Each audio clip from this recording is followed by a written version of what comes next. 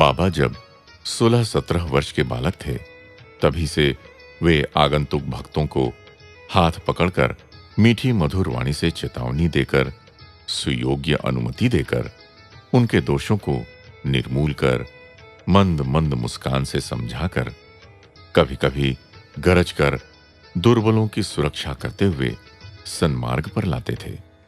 अपने कुल, अपने देश का गौरव बढ़ाने के लिए उन भक्तों को उचित शिक्षा व दिशा निर्देशों का लाभ वे देते थे। ऋण एवं अपयश से दिग्भ्रांत होकर एक भक्त स्वदेश छोड़ पत्नी को त्याग कर रंगून भाग जाने के प्रयत्न में मग्न था। वो मद्रास बंदरगाह पर पहुंचा और टिकट पाने के लिए जेब में हाथ डालता है तो पता नहीं कैसे बटुआ ही अदृश्य था। हताश होकर बेचारा घर वापस लौटा, देखता है बाबा का लिखा पत्र मेज पर पड़ा है। उसमें लिखा था, कायर, जब मैं हूं तो भयभीत क्यों होते हो? अपना उत्तरदायित्व निभाए बिना जान चुरा कर भागते हो? चलो गांव वापस लौटो, घर में परिताप करती हुई अपनी सहधर्मिणी को सांत्वना दो।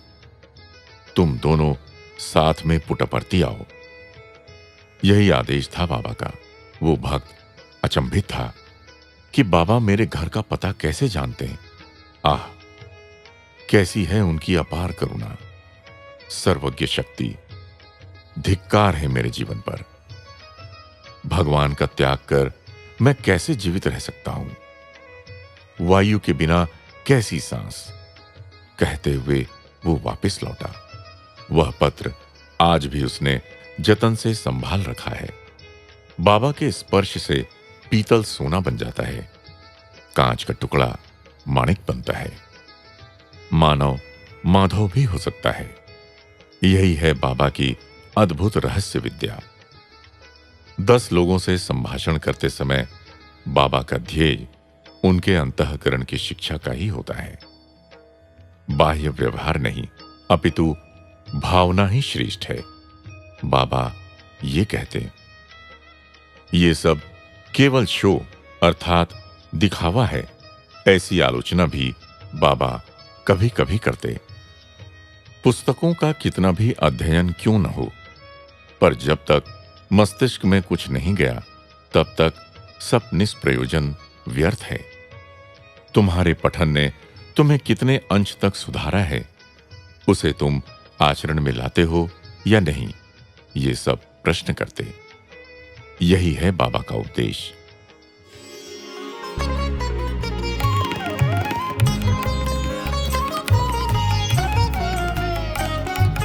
मधुर मधुर साई दिव्य संदेश, मधुर मधुर साई दिव्य संदेश, भवसागर तार का दिव्य संदेश, साई संदेश दिव्य संदेश, साई संदेश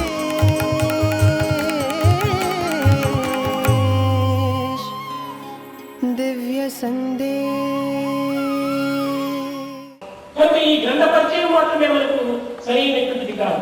केवल पुस्तकों का परिचय हमारे लिए काफी नहीं है।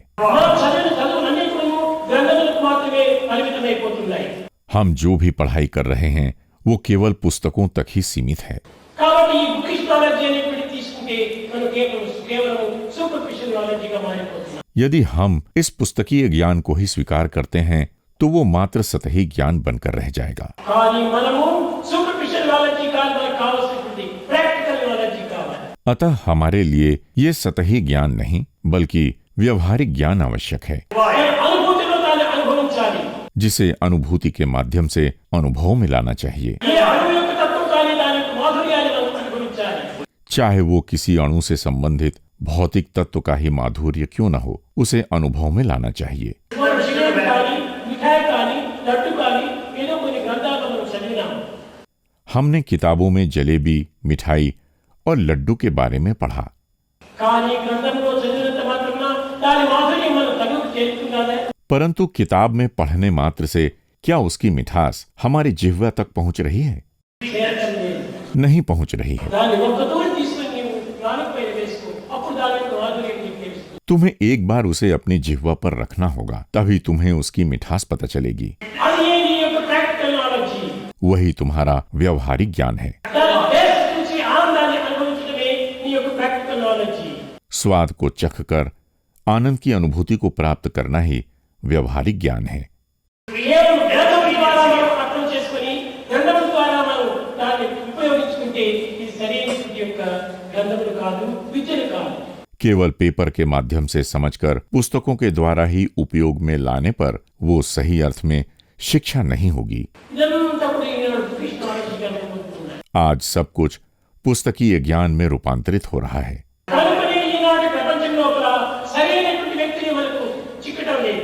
इसलिए आज संसार में योग्य व्यक्ति प्राप्त नहीं हो रहे हैं. ఎంతమంది విద్యావంతులు లేరు ఈ భారతదేశంలో. इस भारत देश में अनेक शिक्षित व्यक्ति हैं, గొప్ప గొప్ప విద్యావంతులంతా ఉన్నారు. बहुत उच्च शिक्षा प्राप्त व्यक्ति हैं, గొప్ప గొప్ప బిరుదులు తీసుకున్న వాళ్ళంతా ఉన్నారు. ఇంతమంది ఉండి ఈ దేశంలో ఏం చేస్తున్నారు? बड़ी बड़ी उपाधियां प्राप्त कर चुके लोग हैं. इतने लोग यहाँ हैं, परंतु ये लोग देश के लिए क्या कर रहे हैं? ఏదైనా 10 మందికి ఏమైనా ఉపయోగమైనటువంటి కథ చేస్తున్నారా? क्या ऐसे व्यक्ति लोगों के लिए कोई उपयोगी काम कर रहे हैं? 10 మందికి ఆనందాన్ని ఇచ్చేటువంటి పనులు ఏమైనా చేస్తున్నారా? क्या वे लोगों को आनंदित करने लायक कोई काम कर रहे हैं?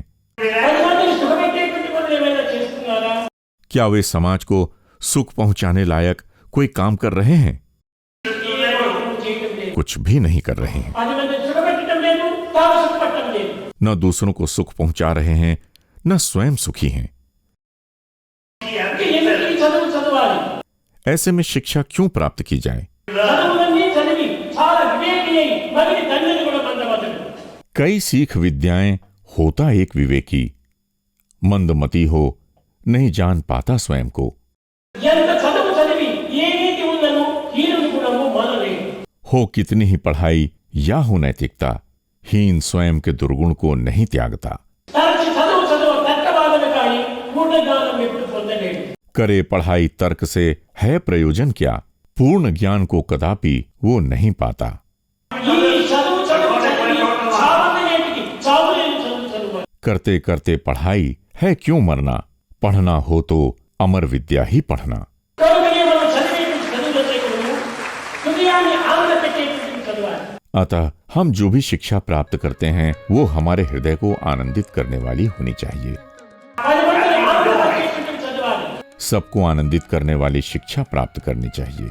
అప్పుడే నీకు ఆనందము, లోకులకు ఆనందమే. ऐसा होने पर ही तुम्हें आनंद होगा और समाज भी आनंदित होगा. बाबा के अपार ज्ञान, अतुल शक्ति तथा अतीव करुणा से अवगत भक्त सदा के लिए उनके अनुयायी बन उनके उपदेशानुसार अपने जीवन पथ को धर्म मार्ग की ओर प्रवृत्त करते हैं. जय साईं राम.